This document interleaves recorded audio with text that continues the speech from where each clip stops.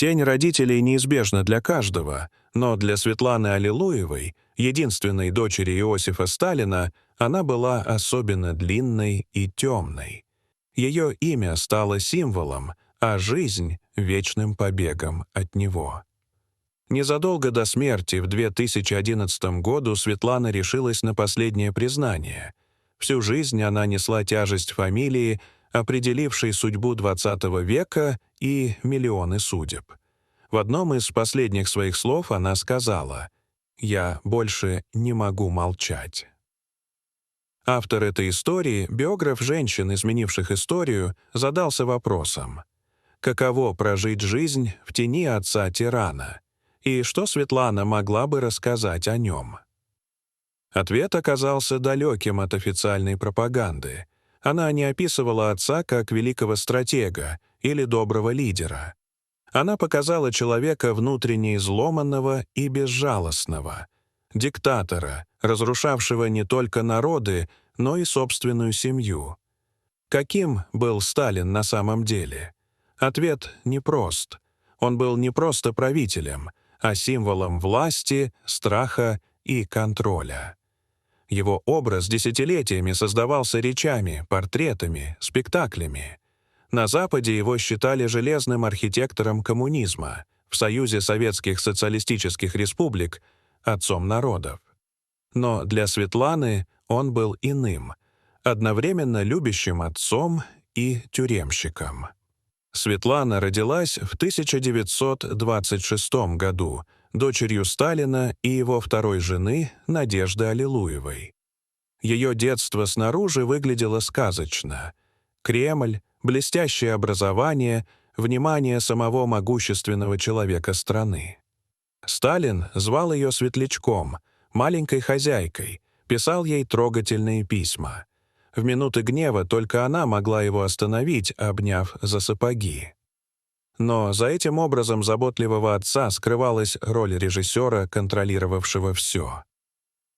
Мир за стенами Кремля, аресты, исчезновения, казни постепенно проникал и в их дом. Атмосфера становилась холоднее и настороженнее. Светлана вспоминала, что даже прислуга имела звание Комитета государственной безопасности. Сталин управлял семьей так же, как страной, через страх и дисциплину. Для него любовь была формой власти. В зрелые годы Светлана напишет: «Ты — дочь Сталина. Значит, ты уже мертва, у тебя нет своей жизни. Ты существуешь лишь как напоминание об имени».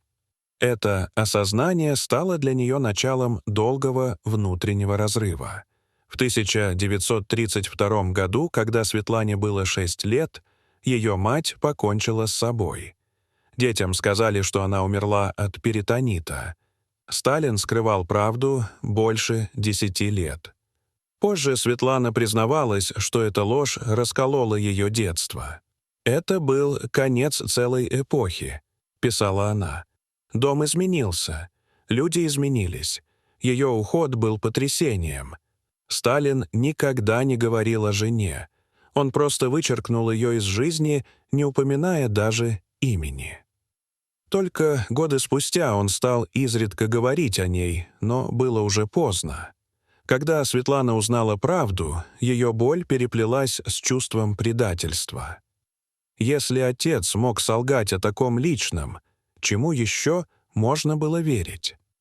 С уходом матери исчезли и последние признаки тепла. Дом заполнили военные и чекисты, атмосфера стала ледяной.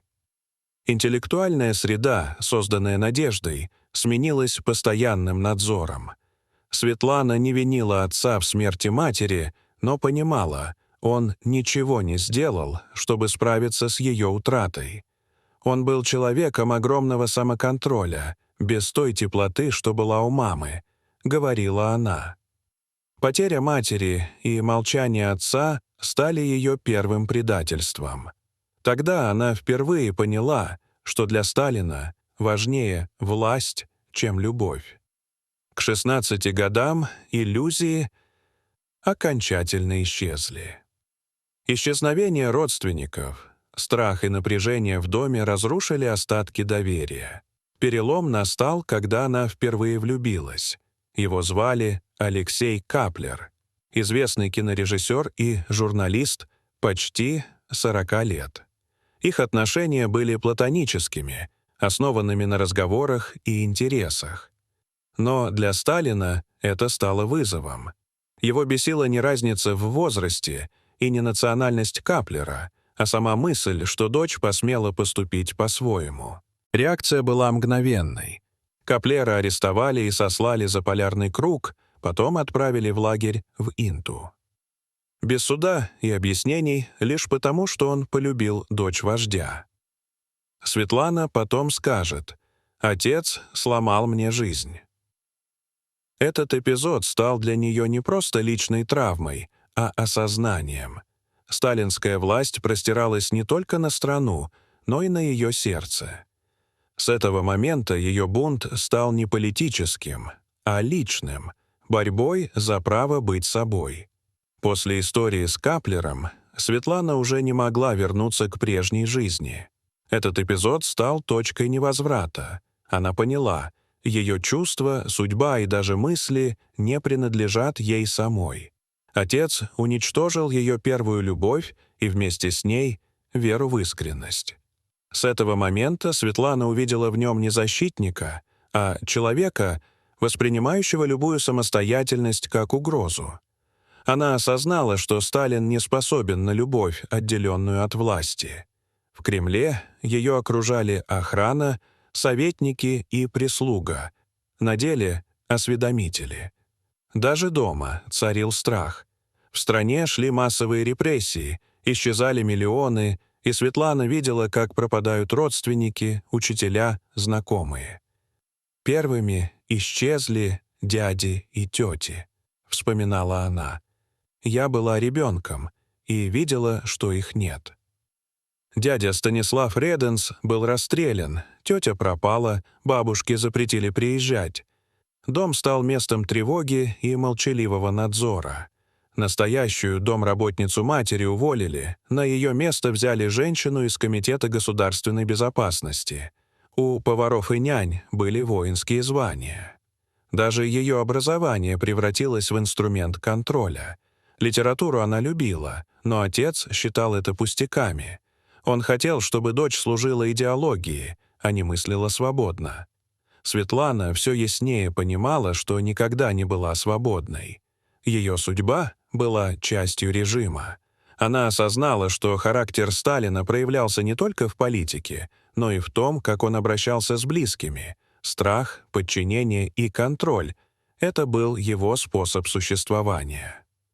Бунт Светланы начался с личных решений. В 1944 году она вышла замуж за студента Григория Морозова. Сталин его не одобрил, но разрешил. В 1945 году у них родился сын Иосиф. Брак распался через 2 года, но они остались друзьями. Это был ее первый шаг к независимости. Второй брак с Юрием Ждановым, сыном соратника отца, оказался политическим. Юрий был под властью своей матери и партии.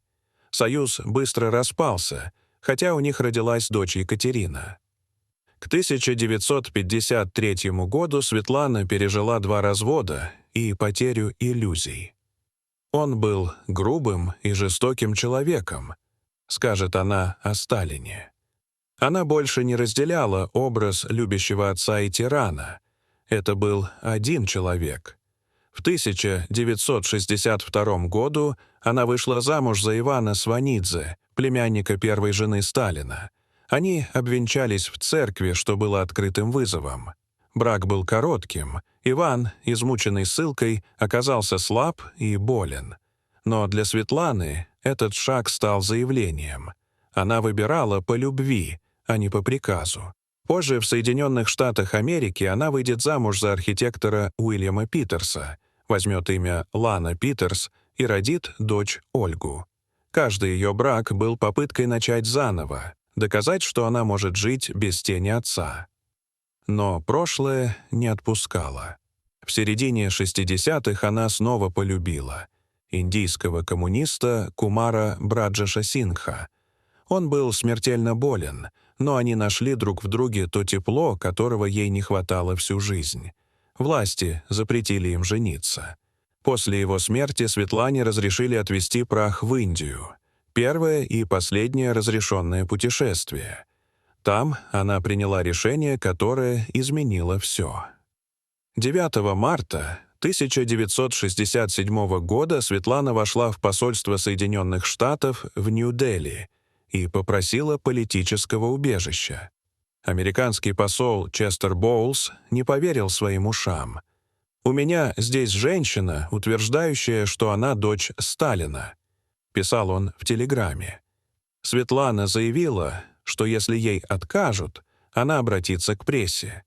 Государственный департамент дал согласие, и в ту же ночь она вылетела в Рим, затем в Женеву, а позже в Соединенные Штаты. В Нью-Йорке она провела пресс-конференцию и впервые открыто осудила советскую систему.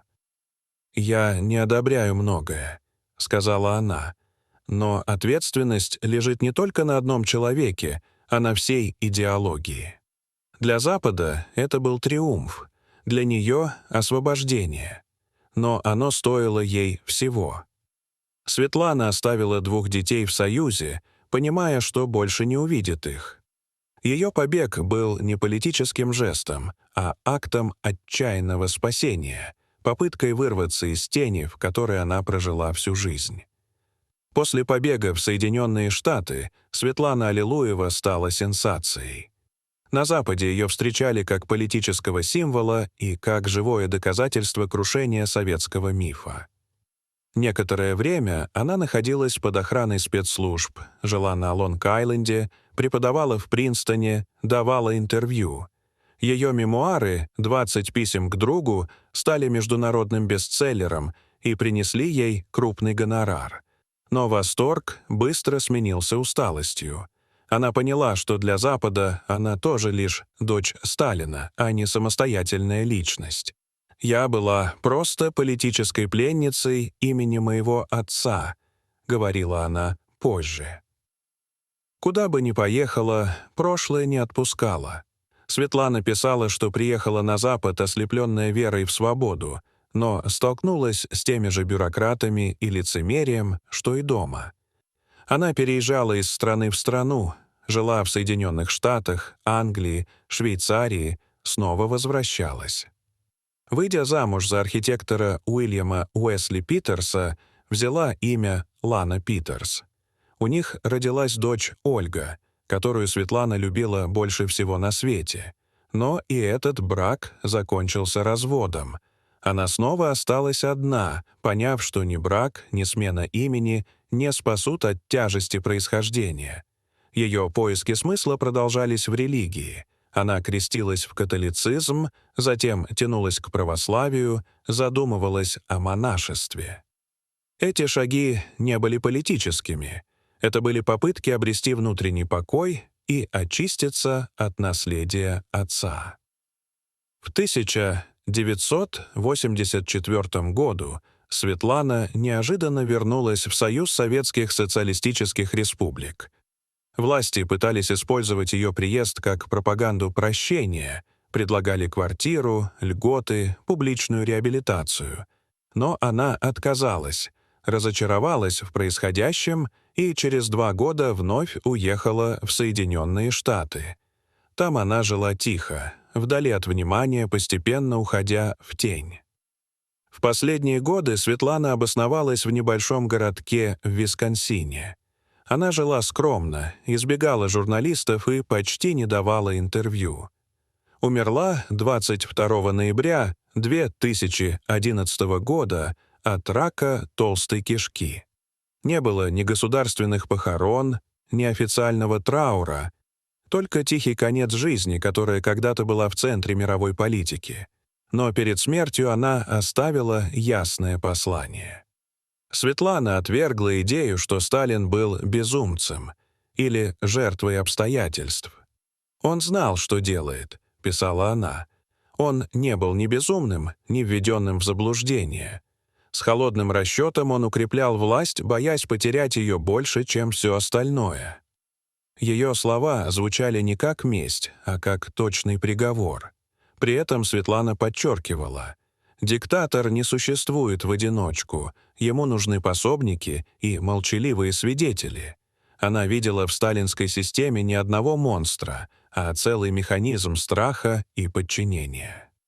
Светлана Аллилуева прожила жизнь в бегстве от страны, имени, прошлого, от отца, который когда-то называл ее «маленькой хозяйкой». Но в этом бегстве она нашла главное — голос. Она сказала то, чего не мог сказать никто другой. Сталин был не только архитектором террора, но и отцом, превратившим любовь в оружие и подчинение в форму существования. Ее судьба стала напоминанием о том, что тень власти способна уничтожать не только чужие жизни, но и свои собственные. Дорогие зрители, что вы думаете об этой истории? Расскажите, пожалуйста, в комментариях. А если вам понравилось это видео, то ставьте лайк и подписывайтесь на наш канал. До свидания.